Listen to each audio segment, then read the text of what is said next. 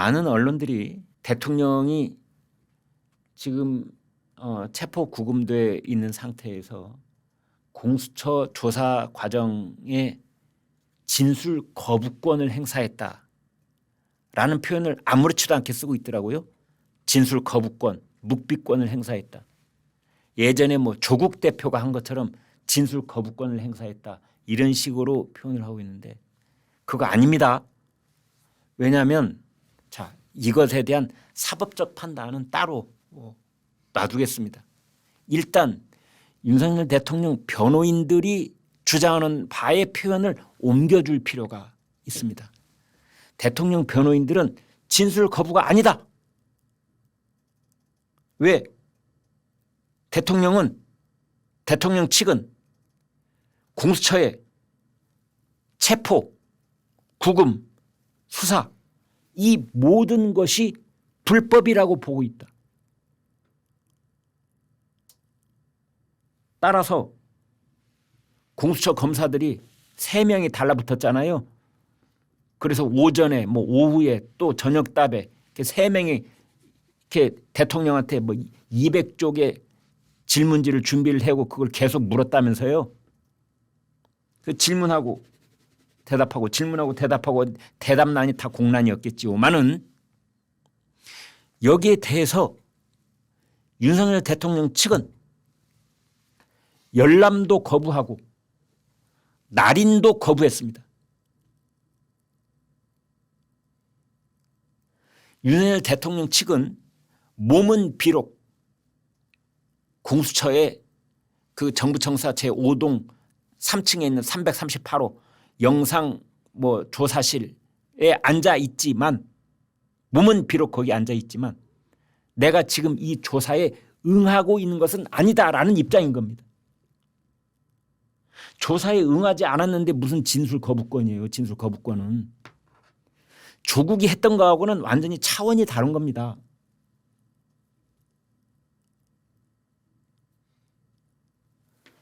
그래서 영상 녹화도 거부한 것이고 그다음에 진술 조서 열람 진술 조서 열람을 하도록 돼 있잖아요. 다 이재명이나 조국은 다 그거 합니다. 윤 대통령은 변호인들하고 함께 따로 시간을 내서 그걸 2~3시간씩 열람을 하잖아요. 그 열람도 거부했어요. 그러니까 공수처의 모든 조사, 체포 이건 원천 무효다라는 입장을 일관되게 유지하고 있는 겁니다. 그래서 녹화 거부, 열람 거부, 날인 거부. 그 어디에도 진술 거부라는 말은 없는 겁니다.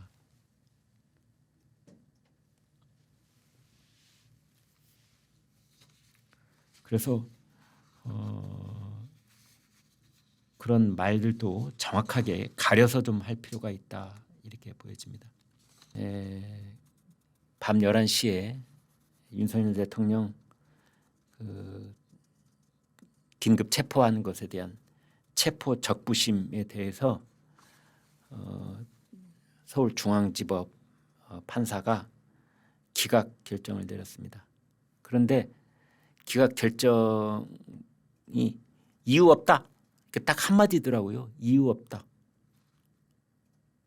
세상에 이런 법이 어디가 있습니까?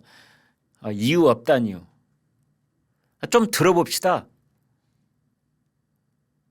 설명을 해줘야 될 거 아닙니까? 대통령이 체포되고 대통령이 체포되는 것이 그게 적법한 절차에 의한 것인지 아닌지 여부. 온 국민이 5천만 국민이 궁금해하고 있는데 이유 없다라고 딱 한마디로 그냥 잘라서 일개 판사가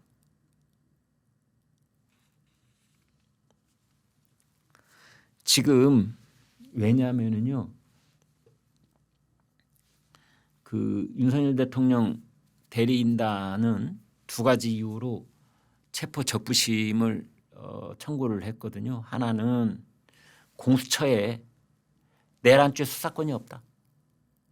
그래서 모든 것이 원천무효다. 공수처가 주도가 돼서 하고 있는 체포영장 발부를 비롯해서 체포영장 집행 그다음에 하루 종일 있었다는 그 수사관들의 검사들의 윤 대통령을 상대로 한 조사 이런 것들은 다 원천무효. 근데 여기에 대해서 이제 이유가 없다라고 한 거. 또 하나는 관할 법원입니다. 원래 공수처의 수사는 체포영장도 구속영장도 다 서울중앙지법에 내도록 되어 있는데 그것을 서울 한남동 관할 지역이 서울 서부지법이라는 그 예외 조항 때문에 비록 예외 조항이 있으니 불법은 아니라는 그런 꼼수로 아니 한 나라의 대통령을 체포를 하는 영장이라면 나중에 요만큼도 어떤 논란의 소지가 없이 그냥 자로된 듯이 정확하게 그 법적 테두리 안에서 한 글자 1.1획도 허투루 한 법 없이 진행돼야 그게 상식 아닙니까? 그런데 그 예외 조항에 있는 꼼수의 꼼수를 찾아다니는 공수처. 이제 여기에 대해서 체포 적부심을 물었는데요. 또 하나 그 여러분 잘 아시는 수방사 예하의 55 경비단장의 관인을 탈취를 해서 그것을 공수처에 있는 수사관이 지 멋대로 찍고 거기다가 종이 쪽지를 덧붙여 가지고 또 종이를 덧붙였으니까 거기다가 간인 찍는다고 그러잖아요. 왜 여러분 부동산 거래할 때 거기 모든 서류를 2장씩 이렇게 함께 놓고 거기다가 간인 찍잖아요. 55 경비단장 관인을 간인을 찍었더라고요. 그 허위 공문서 이 중대한 범죄입니다. 조국 전 대표 부부가 바로 동양대 총장 그 관인 위조했다가 지금 다 징역 살고 있잖아요. 2년 4년씩. 그 범죄를 저지른 공수처.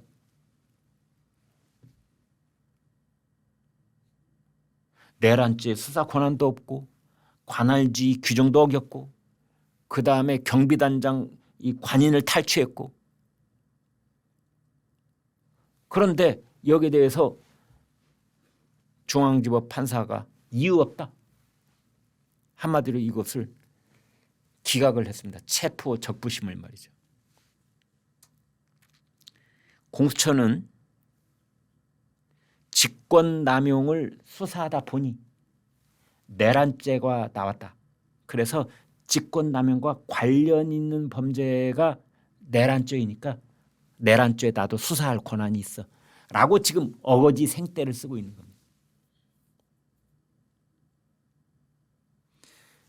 형법 개념에는요. 과형상일죄라는 개념이 있습니다. 5글자. 과형상일죄. 어떤 동일인에 대해서 여러 가지 범죄 혐의가 경합하고 있을 경우에는 그중에 가장 무거운 죄로 수사하도록 되어 있는 것이 과형상일죄입니다.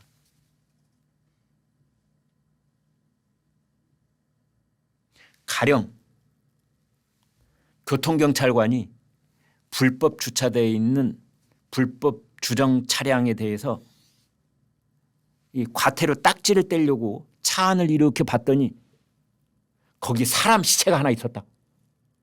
그것도 피를 흘리고 막 팔뚝이 막 잘려나간 채로 막 이렇게 사람 시체가 있었다. 자, 곧 교통법규 위반이 있고 여기 살인죄가 있다고 해보겠습니다. 교통경찰관이지만 교통단속 하다 보니까 내가 살인범을 봤으니까 내가 살인죄도 내가 수사할 테야. 말이 됩니까? 말이 안 되죠. 직권남용은 법정 최고형이 5년입니다. 징역 5년. 내란죄는 법정 최고형이 사형입니다. 사형. 직권남용과 내란죄를 비교하면 국민의힘 장동혁 의원이 말한 것처럼 새우가 고래를 삼키는 격입니다. 공수처는 직권남용만 수사할 수 있도록 되어 있는데 내란죄라는 걸 수사하겠다는 것은 새우에 불과한 공수처가 고래를 삼키겠다고 하는 것하고 똑같은 겁니다. 그것에 대해서 서울중앙지법 판사는 이유 없다 해버린 겁니다.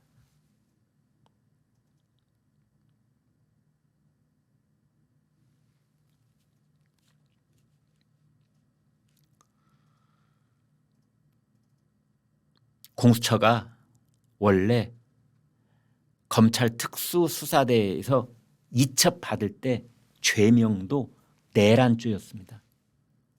공수처가 직권남용죄에 의해서 이첩받은 게 아니라 내란죄를 이첩받은 겁니다. 이첩받은 것 자체가 잘못된 겁니다.